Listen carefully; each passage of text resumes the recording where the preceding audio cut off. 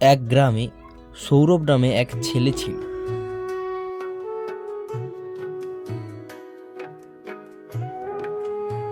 ছিল খুবই চালাক, বুদ্ধিমান ও লোকের উপকার করা ছেলে।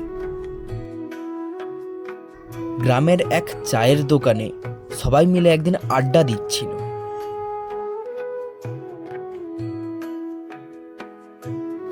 থেকে একজন লোক বলল যে, বাবা সৌরভ, তোমার সব খবর ভালো তো? সৌরভ বলল যে সবকিছু ঠিকঠাক চলছে। লোকটি বলল যে, বলছি তোমার সাথে কিছু কথা ছিল আমার। বলল যে, হ্যাঁ, অবশ্যই বলো। লোকটি বলল, আমার একটি কাজ করে দিতে হবে তোমায়।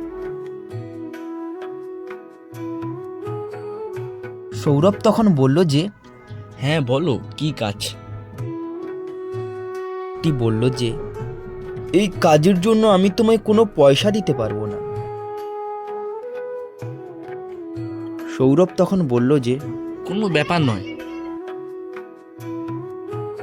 লোকটি বলল যে, আমার পুকুরে কয়েকটি মাছ ধরে দিতে হবে তোমায়। সৌরভ যেহেতু উপকার করার ছেলে, সে কোনো না কথা বলেই চুপচাপ সেখান থেকে হ্যাঁ বলে চলে গেল। পরের দিন সৌরভ তার জাল নিয়ে চলে যায় মাছ ধরার জন্য। তারপর সে মাছ ধরতেই থাকে এবং ওই লোকটি ওখানেই তার সামনেই নজরদারি চালাতে থাকে। সৌরভ মাছ ধরে তার বাড়িতে চলে আসে। এইভাবে লোকের উপকার করতে করতেই সৌরভের দিন কেটে যায়। একদিন সকালে উঠে সৌরভ বাজারের দিকে গেল। বাজারে যাওয়ার পথে সৌরভ দেখলো রাস্তায় একটা ব্যাগ পড়ে আছে। সৌরভ সে ব্যাগটি দেখতে পেয়ে কুড়িয়ে নেয় রাস্তা থেকে। সৌরভ ভাবতে থাকলো যে ব্যাগটি কার হতে পারে।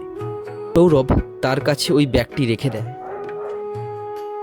দিন রাত্রের মতন সৌরভ ওই চায়ের দোকানে সবার সঙ্গে আড্ডা দিচ্ছিল।